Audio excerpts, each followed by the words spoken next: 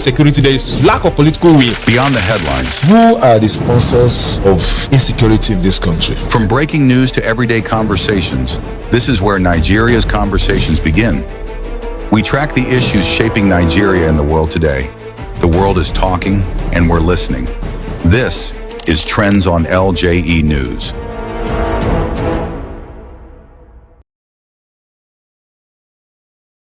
On LJE News, where we bring you the latest and developing stories in Nigeria and of course across the globe. My name is Omotola Adeleke.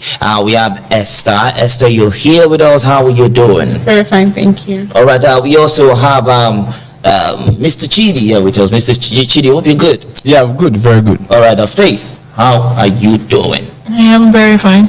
All right, so don't forget you can be a part of our growing online community by hitting that follow, like, share, and subscribe button right now on all platforms at LJE News. Now, let's quickly run through our headlines for this edition of Trends. Fayose alleges Makinde Atiku deal, says Obi sidelined. El-Rufai alleges plot to arrest him on return. Also, NAFDAC denies federal government order on sachet alcohol ban. On to the lead story. Former Ekiti State Governor Ayodele Fayose has revealed details of a closed-door meeting in Minna, Niger State, involving former military head of state Ibrahim Babangida, former Vice President Atiku Abubakar, and Oyo State Governor Seyi Makinde. Fayose alleged that Makinde agreed to join the African Democratic Congress ADC as Atiku's running mate ahead of the 2027 elections. He further claimed that Peter Obi was sidelined over concerns that he would neither accept a vice presidential slot nor secure northern backing as a potential successor. Fayose added that Atiku is 70% certain of clinching the ADC ticket, citing the party's decision not to zone its presidential slot. He also alleged Makinde pledged 10 billion naira and promised to mobilize Southwest and South-South delegate, with a follow-up meeting reportedly scheduled in Dubai. Mr. Chidi, I wouldn't want to ask you how Ayodele Fayose knew this, since it was a closed-door meeting. But do you think there's a truth in this political alliance, or it's just political drama coming out from Ayodele Fayose? It's possible that there's a truth in it, but the unfortunate thing is, if this goes ahead, it means that the ADC will be shooting itself on the foot. The reason is because, yes, Atiku can be politically savvy. He can have all the monies he wants. He can have all the political giants and heavyweights in the country, but he does not have the vote. He does not have the masses. He does not have it compared to the person of Mr. But he made it to second during last election. The 2023 election, he came second. He was saying if he doesn't have the popularity, if he doesn't have the vote, and how come he made it to second position? Yeah, in the people's popular opinion, is the INEC doing, is the magic of the INEC. So, if somebody who is streetwise, it means he penetrated everywhere. Look at the spread of the defeat that they got. He did not win.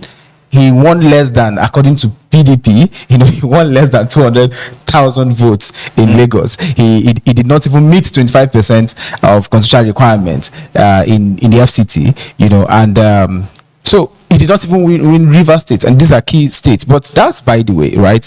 The most important thing is what the last protest that Nigeria had, against the transmission of results. He is nowhere to be found. So he does not connect with the people. All right. But basically, if he wants to clinch that primaries, then it will give the ADC narrow chance to win. It means he's indirectly working for Tinubu. All right. So quickly, let's talk about Makinde Faith. Oyo State Governor Seyi Makinde is a major player in the PDP. In fact, is in charge of the committee that is supposed to resolve the crisis in the PDP. So if he's joining ADC and if he's aligning with Atiku, so what happens to his standing in the PDP? When ADC was first established, it was meant to be a political party that is meant to serve the people. But from what I'm seeing here, it's actually turning out to be the hottest real estate in Nigerian politics right now. So I believe with Makinde, he is trying to align himself with Atiku or with parties that are meant to serve his interests, sidelining Peter Obi in this situation. Peter Obi, actually, like Mr. Chidi said, is a man whose purpose is actually being understood and wanted for by the people. So I do not believe that if he doesn't get the upper hand or the actual tickets to the ADC party, he is going to win. But there are chances and there are plays at stake. So I believe he can still push and he can still stand a chance. But let me ask this, Esther. Do you think this is sidelining Peter Obi? This is probably someone who said, okay, you don't want to deputize me. Let me work with someone else. So is this a form of sidelining? Obi has said he's not going to be vice presidential candidate or even a vice president to anyone. So is Atiku actually sidelining Peter Obi, or Atiku is just probably minding his business? There is supposed to be some form of conversation about that between him and Peter Obi, right? Yes, Peter Obi doesn't want to be the vice president. He doesn't want to be the vice president. But yes, I'll call it sidelining because he's already picking or having, we don't know if this is actually valid, so I don't want to say he's doing that. But from the news, they said that he's already having conversations about replacing Peter Obi. So, of course, he's sidelining Peter Obi because this conversation has not been put out there that Peter Obi... But you want to replace someone that said, no, I don't want to be there. Is it a bad thing? In this context, Peter Obi has said he doesn't want to be vice president. Atiku is saying he doesn't want to be. So what if Peter Obi just comes up now and start picking his own vice president? They are both in the same political party. Okay. So it doesn't feel right for him to have that kind of... All right, no one has actually come out outrightly. Atiku has not come out to say, I'm picking this person as... there's no primaries yet, as a matter of fact. So we don't even know who is going to win the presidential ticket of the ADC for now. Let's go to another Fayose. We have Fayose's brother. It seems in this family, they can be so vocal.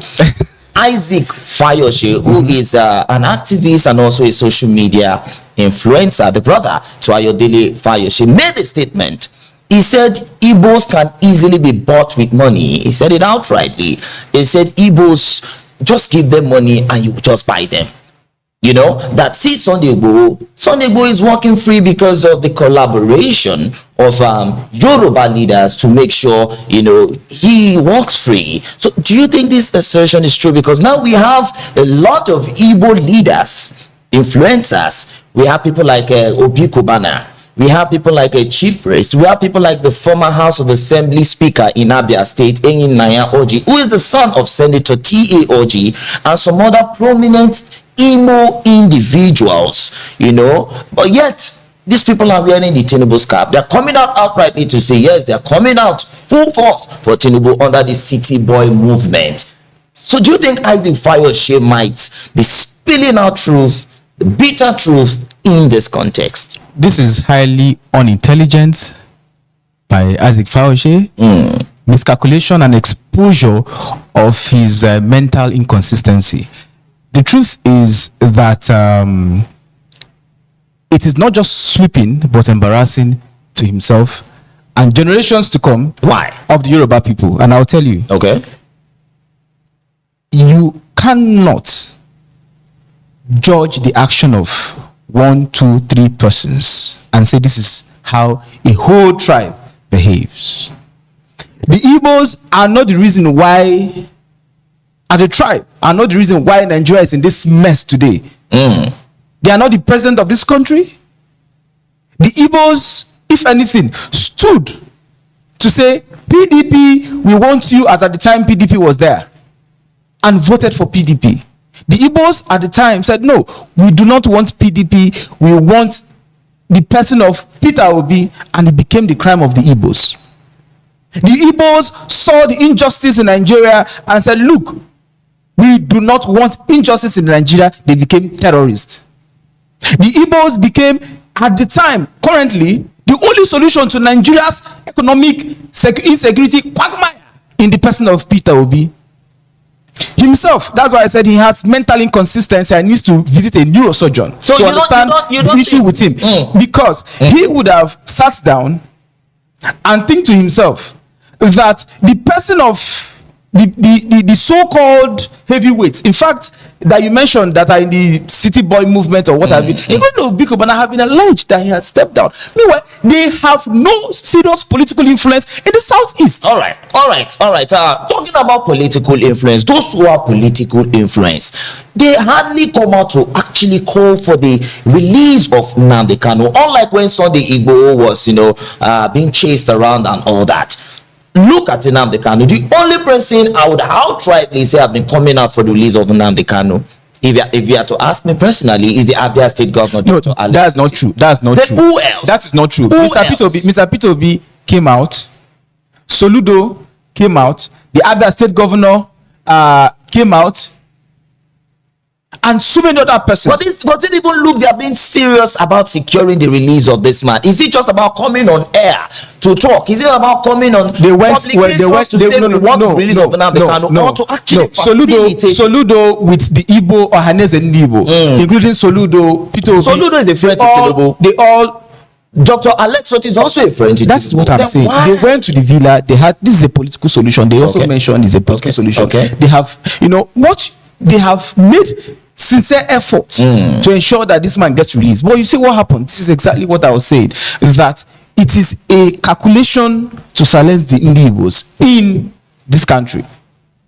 It is a calculation because look, with what Sunday Igboho did, like I hate to mention that or to state a group of persons because of the attitude or action of one person, then I begin to generalize. In fact, it's in Lagos that you realize that growing up those days, that I'm actually an Omo Igbo. I never knew I was an Omo Igbo in Lagos. Growing up in Lagos. So the Lagosians, the Yorubas in Lagos made me understand that I'm actually an Omo Igbo. You know what I mean? So, but we don't want to tread that path. That's not the path to a new Nigeria. The path to a new Nigeria is to call a spade and attack the person in question. For me, the Southeast, the entire Igbo, both in diaspora and locally, they have done their best. Then currently they are still pushing for Nnamdi Kanu's release. But it is not a doing of a pocket of persons whose source of wealth is questionable to begin to storm Mr. Chidi. So it is an insult to Ndibo. And he deserves an apology from him, a very big apology from him. Fayose, if he doesn't apologize, it goes down. Mr. Chidi, thank you very much for your contributions and your opinions on that. Faith, what is your honest opinion on Isaac Fayose's statement? Nigeria is a nation to begin with multiple tribes. Okay. So I believe it's just like saying in terms of corruption, everybody in Nigeria is a corrupt person, which is actually a very big lie. So what Isaac Fayose said is actually something that was set out of reasoning. He wasn't reasoning properly. The Igbos may be a tribe that is so inclined to money. They love business and they love the idea of money and the attraction of money. They add value. They are creative. But those people are actually the major tribe in this country that is contributing highly to Nigeria's economic status right now. If the Igbo take out their business, Nigeria is actually left crumbling.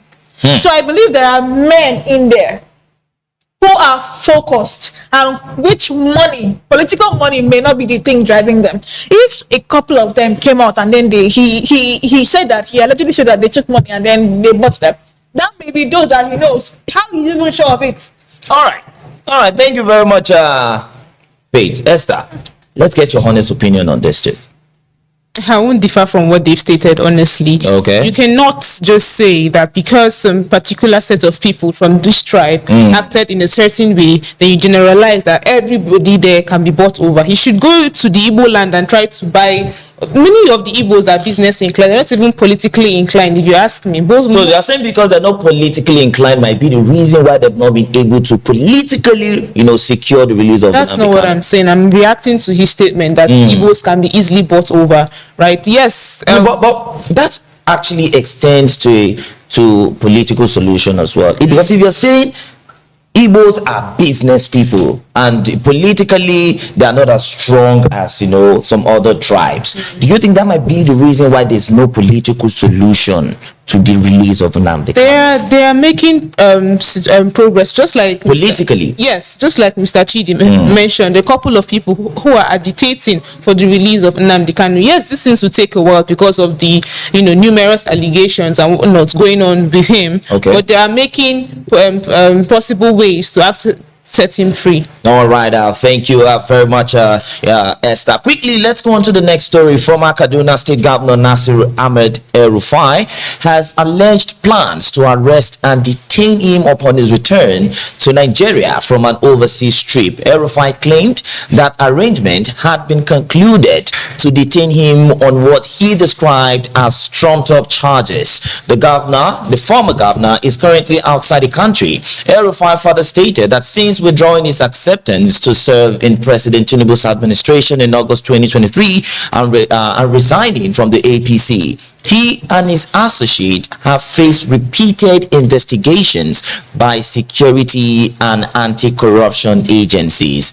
I believe we all know Malam Nasir El-Rufai, the former governor of Kaduna State, and I also believe we know and understand his antecedent. Please, I'm going to start with you on this particular one. If it happens that Nasir El-Rufai is being arrested, do you think it's going to be as a result of legitimate scrutiny, or he's just being witch hunted? In this country, the country loves to attack those whom they have actually seen to be in opposition to what they are trying to achieve. There are many anti-oppositions to... So you don't think there will be any legitimate reason to want to arrest they might have legitimate reasons why they want to arrest the man. But then again, there are others who are actually doing worse than what they have alleged him to do, which they haven't paid attention to. But Tinubu doesn't want any restraints or any hindrance to his political ambitions by next year. So this man has turned out to be a primary anti-Tinubu regime person. He's actually anticipating on another level. So this is an opportunity for them to throw at him multiple things which he has done or he may not have done, just so they can take him out of the picture. They want him out of the picture. So arresting him is like the solution to a problem that they are trying to harvest out. All right, let's go beyond. Let's not forget, Esther, that Malam Nasir El-Rufai was a former member of the African APC, All Progressives Congress. Sorry, not the ADC. He's a member of the ADC right now, but he was a member of the All Progressives Congress before now. So, I would want to ask a similar question, but I'm going to twist it a little bit, because if he's announcing his arrest now or his potential arrest now, shouldn't he just allow legal processes to take place or allow the court to just decide even if he gets arrested? He already perceived these threats, knowing fully well that since he's no longer with the APC, they'll definitely want to get back at him since he's now anti-Tinubu. Right? But should he be scared if he has nothing in his cupboard, if he has no skeleton in his cupboard? He's not scared. He's just coming out to say that this is what they have in mind to do. Right? So just like you said, even if he gets arrested, law will take its course. But aside the fact that the arrest is going to be based on not even things that he has done, because the time of this, they didn't tackle it at the time it was going on. So why would they bring it up now? I feel like this is something that's going way beyond what he did, being like going against the law. Okay. This is them trying to get back at him. Okay, Judith, issues. You're welcome to the program, actually. Thank you. All right, so do you think, this is just a way of seeking public sympathy?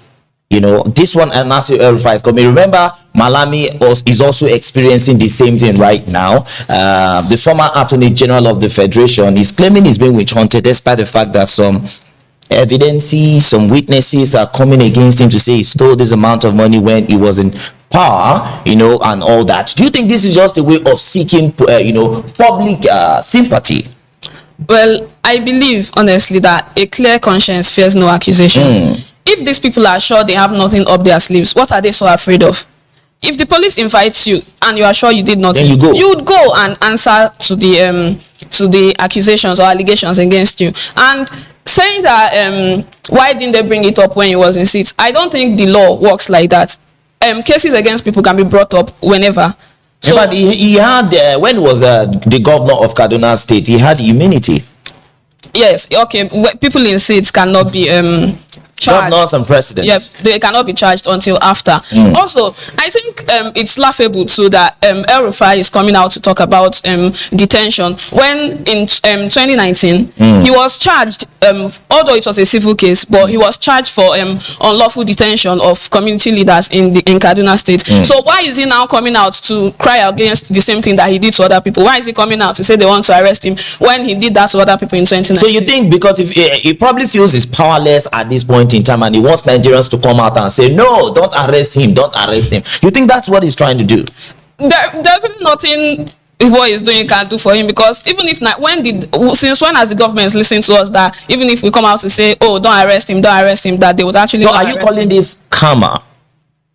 Yes, kind of. And I also think it's just justice. The governments are trying to get justice. Also, you don't think the government is witch hunting? There is a tiny chance that that's what is happening. But more than that, I think they are trying to get him to pay for his crimes if there are any. All right. So let's move on to the next story quickly. The National Agency for Food and Drug Administration and Control, NAFDAC, has debunked report claiming the federal government ordered a suspension of enforcement on sachet alcohol and 200 milliliter PET bottle product. In a statement signed by Director General Professor Mojisola Adeyeye, the agency described the publication as false and misleading, noting it does not reflect any official directive.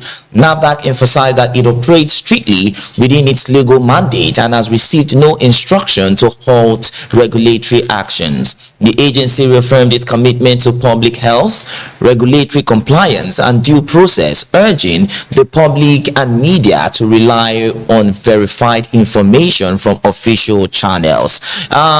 Quickly, Esther, do you think low-income earners are being targeted in this issue of banning of sachet alcohol? Because of course the rich will be drinking alcohol. So do you think low-income earners and poor people are being targeted? They are not the target, if you ask me. The target is health. Okay. That is what this organization is about, the National Agency for Food, Drug, and all of that. So the target is the health of the people.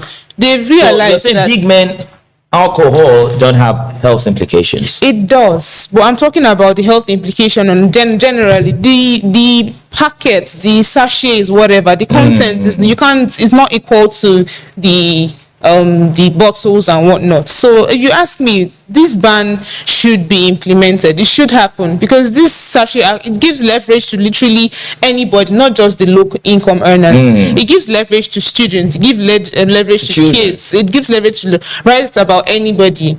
Right, it's made cheap so that it can be affordable to everybody, but it's not what is happening now. They abuse this thing. Yesterday I stepped out and I saw one guy that bought it. He had like a roll of it and I think he had an injury on his feet. He was pouring this one, drinking this one, and then there was this young guy they're sharing it. I don't know how. All right. If you ask me, it should be banned. All right, Faith, why is this a major sensitive issue in Nigeria? You know, as a student in public health, this is actually a primary public health crisis. I think this thing deviates, like it's so far from low-income earners, like so far from them. Like, look at this. Are you aware that in this country right now, that a child of 13 years can drink more alcohol than you? I'm not aware. In fact, their head is much more stronger at retaining alcohol than you do. How do you? That's because how do you know how strong my head is? it is a fact because we live in the country and we are on the streets also. Okay. These things. Okay. So there are evidences to show. So apart from these companies producing this sachet alcohol thing, it has become a major lucrative business in the country. Before we used to have just Squadron. Okay. Now we have Squadron, Action Bitters, playing over 10 different brands doing the same sachet alcohol in different flavors and forms. So it is now more of a business. Let us, there is a very large market here. It's now like, let us exploit this market the more. And but if you're taking these drinks, sachet, PET bottles, you're taking them off. aren't you taking food from people's table, especially people who sell them and manufacture them? Who's stable particularly? The platform serve platform just as much as companies serve companies. Who are the owners of this thing? These people are making money out of this market. And who is selling this alcohol? If not the regular woman by the roadside or a shop owner by the roadside. Those who are buying these things, it's no longer the males. It's now mostly kids. Young girls are actually drinking a whole roll of sachet alcohol. You wake up in the morning, somebody's by your neighborhood busy sipping one. How is that a good thing to their health? So now after he's trying to prioritize public health much more here. So just like the Director General said, as long as there is no bill being passed to her saying stop banning this thing, she will continue with the process. All right. Now, thank you very much. Judith, I'm still going to ask this same question that I asked Esther.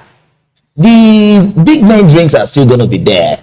Those ones, the vodka, the spirit, and those big ones are still going to be there. Perhaps some of them that are this one, the so-called sachet, might have big bottled ones too as well. So I'm still going to ask, is the target actually about the alcohol itself, or just people who can afford, the small ones? Well, when this whole case started, I think it was focused on children, stopping children from having easy access to these things. Because when you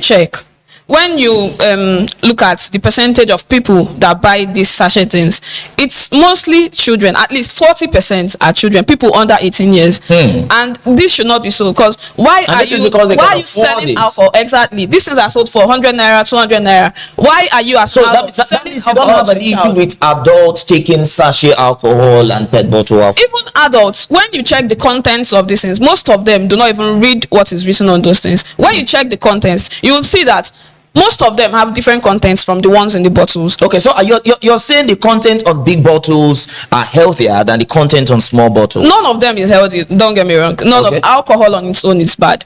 But then I believe that when these things are more expensive, fewer people can afford them, and then that reduces greatly the chances of children or the wrong people getting access to it. Okay, Faith, you wanted to say something? I actually do not see a reason why alcohol should be made affordable to people of lesser ages. Actually, alcohol is not something that was produced for children, produced for teenagers. Alcohol is meant to be something for the higher ages of people. Enforcing a ban on sachet alcohol is something that should not even have existed been there in the first. But I still want to get to ask this question. Now we have our focus on children not taking alcohol. How about the adults that cannot afford vodka, big bottles, and the rest of them? How about those low-income earners that can't afford these big bottles? Then how do you expect them to actually want to take alcohol? Mr. Adeleke, alcohol is actually very affordable. There are alcohols of different types and brands. There are alcohol of 3,000, 5,000 naira in the stores. And you expect the low-income earner to actually take 5,000 to take alcohol? If a low-income earner sees the need to purchase alcohol for a particular event, they want to buy it. To buy an alcohol of 3K, 5K at the store. I would also like to add to what Faith has just said. If you can not afford to drink alcohol, the bottled ones, do you not think of the health implications on yourself? How can you afford to treat yourself when things go wrong in your body, when you cannot even afford to also, the rich ones have advantage because they can afford to go to the hospital. This is not about, you're making it seem like I'm not asking questions. It's not about rich and poor. It's about health implications. We are trying to, as a low-income earner, if you think that it's necessary to take alcohol, then you should have a budget for alcohol. Because I'm asking this question because there should be a balance. You understand? I don't like when people are treated differently because they're poor. So if you are saying only the rich should drink alcohol, you are saying the poor should not take alcohol. Mr. Omotola, at this stage in this country, I can gladly and wholeheartedly say that alcohol in this country is being abused. I hear that in the US and other countries, anyone purchasing alcohol has a license to. But why don't you? Is there no way to regulate the sachet and the pet bottles, especially? Like the federal government refusing to put on speed limit on drivers on the highway. There should be a limit, a ban, an impediment on this thing. But we now have, but we now have children who can even afford these big bottles. So what are we saying? 5,000, 3,000? You're telling me these kids don't have it. this kid is going to purchase them from whatever store, they should be, show me your ID that you are 18 and above. So that's another thing that should. Yes, and it does not exist in the country. We don't have such in the country. Anyone that walk in and buy alcohol. So if I will agree, I said this before, we spoke about this sometime on this edition of, and I mentioned this exact same thing Faith spoke about, where there should be a license to alcohol. It's very valid. Now, if they're trying to curb alcohol intake in Nigeria, because it's being abused, anybody can't, children leave school. In fact, they gift themselves sachet alcohol. I told you yesterday, he bought a roll and you could share it. Oh, come and join me. I mean, it's very affordable. It's the least anybody can give you. And they get high and they go get to the exactly. They get high. Personally, I taught in a secondary school, so I know what I'm saying. They jump fences. If you get them, what they are doing, smoking Ori sparks, sharing sachet alcohol among themselves. Have you tasted the sachet alcohol before? I have never tasted the sachet alcohol. Actually, I have. Okay. I have. How did it make you feel? Like I said, different brands trying to explore the market. Because you know, some people believe this sachet and these pet bottles are local herbs. Mr. Omotola, They're not. My younger brother can drink more alcohol than anyone I've seen who is actually a drunkard. And the worst part is he will drink. If your younger brother is watching this, is he going to be proud of you? I'm saying the truth. The worst part, he will drink this and you will not even see an iota of him being drunk. Like he is as stable as. For a child, how did you get to this level? If not that they made these things available. Okay. All right. Thank you very much, Esther. So for now, because of time, that's it for today's edition of Trends on LJE News. Many thanks to Faith. Thank you very much. Thank you, Bob. And Esther, thank you for your honest insight. Thank you. And Judith, that just joined us. Thank you very much. You're welcome. Thank you. So to our viewers and listeners out there, make sure to follow, like, share, and subscribe at LJE News on all social media platforms to stay in the loop and join the conversation ahead of our next show, of our next program, of course. My name is Omotola Adeleke. Bye for now.